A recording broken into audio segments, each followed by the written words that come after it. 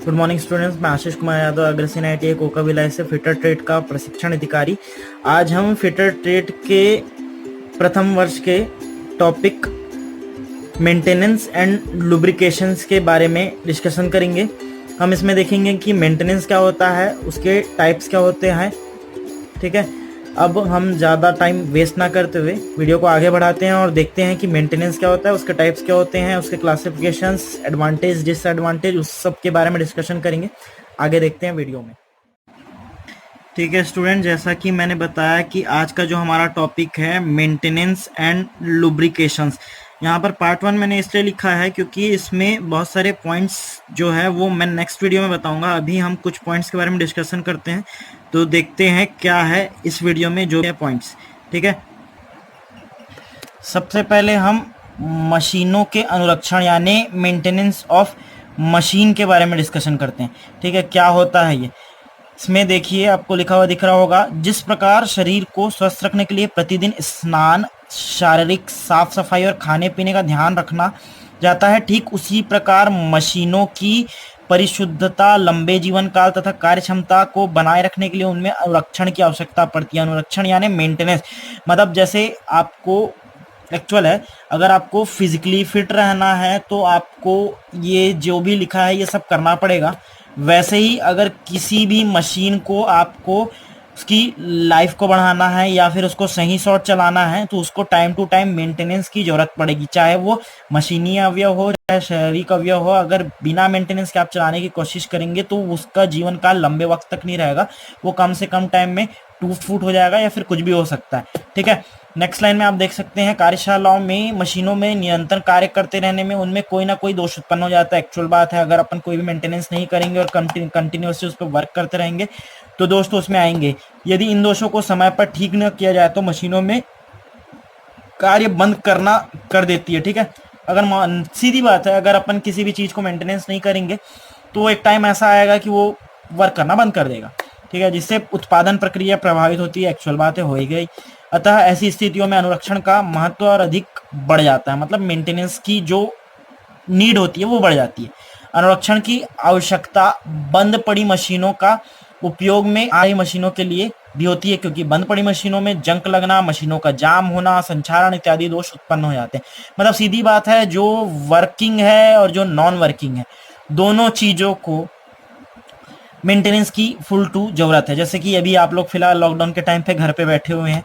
ठीक है, मेरे को पता है स्टडीज नहीं कर रहे हो। अगर स्टडीज नहीं करोगे तो एक टाइम ऐसा आएगा कि जो तुमने क्लास में ऑलरेडी पढ़ा है वो चीज भी भूल जाओगे।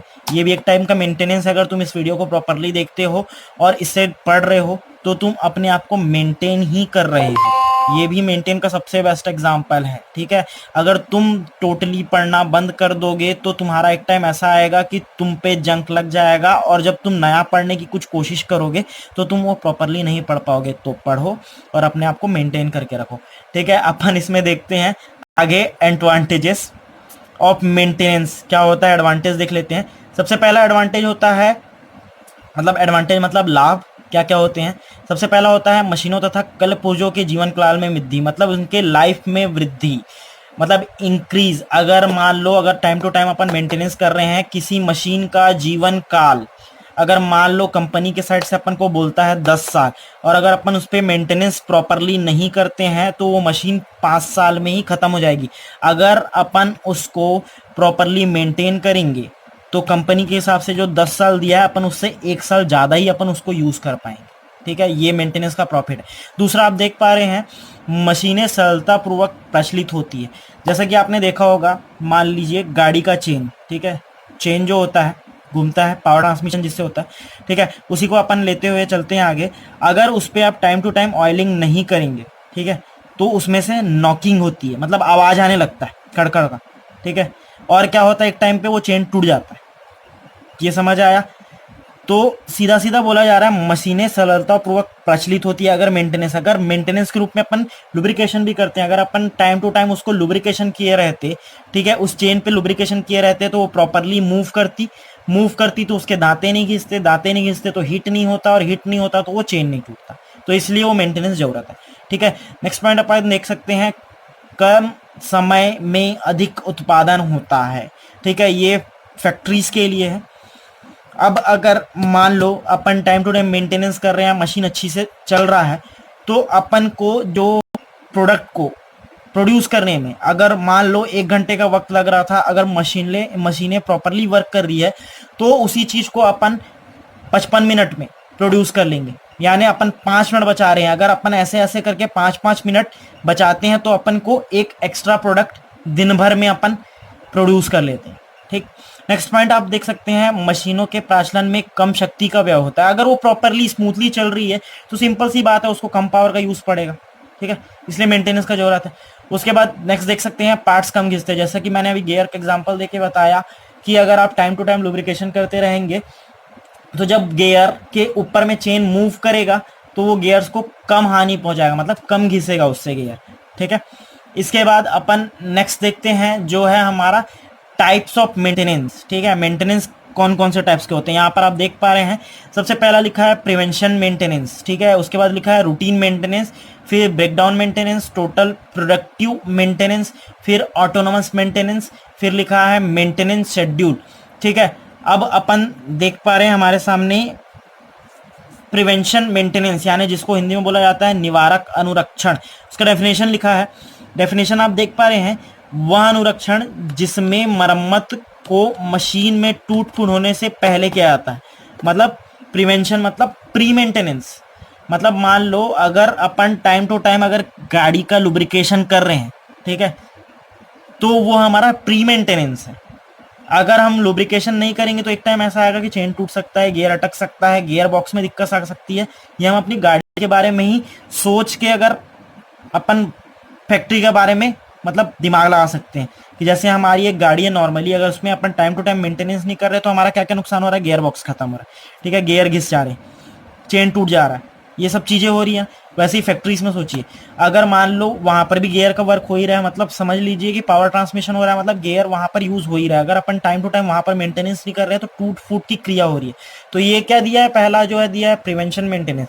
ये टूट फूट होने से पहले का जो मेंटेनेंस किया जाता है ये वही मेंटेनेंस है। ठीक है, इसके लिए मशीनों को कार्यकारी अवस्था में बनाए रखने के लिए एक समयबद्ध सूची बनाई जाती है। सूची के आधार पर मशीन को समयानुसार पूरी चेकिंग की जाती है तथा पार्ट में खराब हुए घिसे अन्य बदल दिए जाते हैं, मतलब रिप्लेस कर दिए जाते हैं या फिर मेंटेन कर लिया जाता है। अब इसके उद्देश्य क्या क्या होते हैं वो देखिए। सबसे पहला होता है मशीन की विश्वसनीयता को बनाए रखना, मतलब ट्रस्टेबिलिटी को बनाए रखना। दूसरा, मशीन की दीर्घायु रखना, मतलब उसकी लाइफ लॉन्ग को बढ़ाना। थर्ड लिखा है अचानक होने वाली दुर्घटनाओं जैसी स्थिति को नियंत्रित करना। ठीक है, अगर मेंटेनेंस करेंगे तो अपने को जो भी टूट के जो भी एक्सीडेंट्स होने वाले थे वो अब नहीं होंगे। फोर्थ लिखा है आंकड़ों की दृष्टिगत रख गुणवत्ता स्तर को उच्च कोटि प्रदान करना। ठीक है, ये भी। उत्पादन सेवा की नीति में प्रति आश्वस्त होना। ठीक है, मतलब अगर अपन मेंटेनेंस कर रहे हैं तो वो अपने को ये तो पता रहेगा ना कि वो प्रोडक्ट प्रोड्यूस करते रहेगा, मतलब रुकेगा नहीं अगर अपन मेंटेनेंस कर रहे हैं। अगर मेंटेनेंस नहीं करेंगे तो अपने को डर बना रहेगा कि कभी भी प्रोडक्शन रुक सकता है। ठीक है, उसके बाद नेक्स्ट पॉइंट जो लिखा है निवारक अनुरक्षण सूची के अनुसार मशीन व उपकरणों की सर्विसिंग व मरम्मत करना। ठीक है, अपन मेंटेनेंस में मरम्मत करते हैं या रिप्लेस करते हैं। अनुरक्षण खतरों की पहचान करना व उन्हें नियंत्रित करना, मतलब मेंटेनेंस से या फिर जो भी है, जो भी खतरा होने वाला है मेंटेनेंस ना होने के कारण उनको नियंत्रित करना। ठीक है, उत्पादन में वृद्धि करना, ये अपन देख चुके हैं। इसके बाद जो नेक्स्ट है वो अपन देखते हैं, क्या लिखा है फंक्शंस ऑफ प्रिवेंशन मेंटेनेंस। अब ये काम कैसे करता है प्रिवेंशन मेंटेनेंस। सबसे पहला, चेकलिस्ट के अनुसार मशीन व उपकरणों की अवधि जांच करना। ठीक है, उसमें अपन देखते हैं प्रत्येक उपकरण तथा मशीनों की चेकलिस्ट के अनुसार जांच की जानी चाहिए। इसमें प्रत्येक भाग का अत्याधिक सावधानी पूर्वक निरीक्षण किया जाता है। उदाहरण के लिए किसी ड्रिलिंग अथवा लेथ मशीन का निरीक्षण करते समय निम्न भागों की जांच की जाती है। सबसे पहला उसमें क्या क्या चेक किया जाता है, स्लाइड्स, वेज और जिप्स, फीडिंग प्रणाली, ड्राइविंग प्रणाली, स्नेहन और शीतलन प्रणाली, बेयरिंग, बेल्ट, ब्रेक, क्लच तथा operating control, guide ways, lead screw तथा अन्य मैचिंग भाग। ठीक है, अपन देख सकते हैं चेकलिस्ट के द्वारा सामान तैयार करते समय उपकरण में सभी भागों को रिपोर्ट बनाई जाती है, जिसमें रिपेयर किए जाने वाले भाग तथा बदले जाने वाले भागों की सूची बनाई जाती है। ठीक है, मतलब जिनको रिपेयर करना है उनको रिपेयर करने वाले लिस्ट में डाला जाता है और जिनको रिप्लेस करना है उनको रिप्लेस करने वाले लिस्ट में डाला जाता है। तो लिस्ट कुछ इस टाइप का होता है, देखिए प्रिवेंशन मेंटेनेंस प्रोग्राम। ठीक है, इसमें अपन देखते हैं चार्ट के थ्रू जो बना है, नेम ऑफ मशीन। ठीक है, सेंटर लेथ का अपन कर रहे हैं, लोकेशन ऑफ मशीन कहाँ पर रखी हुई है, मॉडल एंड मेकिंग, कब का डेट है और मॉडल नंबर यहाँ पर लिखा जाता है, मशीन नंबर लिखा जाता है, ठीक है। चेकलिस्ट फॉर मशीन इंस्पेक्शन, देखिए इसको serial number, items of checked goods, working और सेटिस्फैक्ट्री, डिफेक्टिव, रिमेडियल मेजर्स, ठीक है। इसमें अपन सबसे पहले क्या क्या चेक करते हैं, देखिए ड्राइविंग, क्लच एंड ब्रेक, ठीक है। उसके बाद expose gears, working in all the speeds, working in all feeds, lubricant and all system, coolant and it's system, level of the machine, belt, chain and tension, bearing condition, carriage and its travel, cross slide and movement, compound slide and its travel, tailstock, parallel movement, electric control, safety guards, ठीक है। Last में जो भी check करता है उसके signature, signature of incharge, inspected by, किसने inspection किया, ठीक है, नेम उसका और डेट, कब के डेट में इंस्पेक्शन हुआ है। ऐसा टाइप का अपन एक चार्ट बना लेते हैं, मतलब लिस्ट बना लेते हैं। जो भी आइटम्स चेक करने वो यहाँ लिखा हुआ है। अब वो वर्किंग है या फिर ठीक ठाक चल रहे हैं उसके बारे में यहाँ पर लिखा जाता है। अगर वो प्रॉपरली वर्क कर रहे हैं तो वर्किंग लिखा जाएगा, सेटिस्फैक्ट्री मतलब वो ठीक ठाक चल रहे हैं। अगर डिफेक्टिव हो तो यहाँ पर मार्क किया जाएगा और उनका डेट यहाँ लिखा जाएगा, ठीक है। वैसे ही नेक्स्ट अपन देखते हैं जो हमारा है निरीक्षण अंतराल, ठीक है। निरीक्षण अंतराल में देख सकते हैं किसी भी मशीन व उपकरण का निरीक्षण अंतराल इस प्रकार निर्धारित किया जाता है कि निरीक्षण इतने लंबे अंतराल में ना हो कि मशीन का ब्रेक डाउन हो जाए, ठीक है।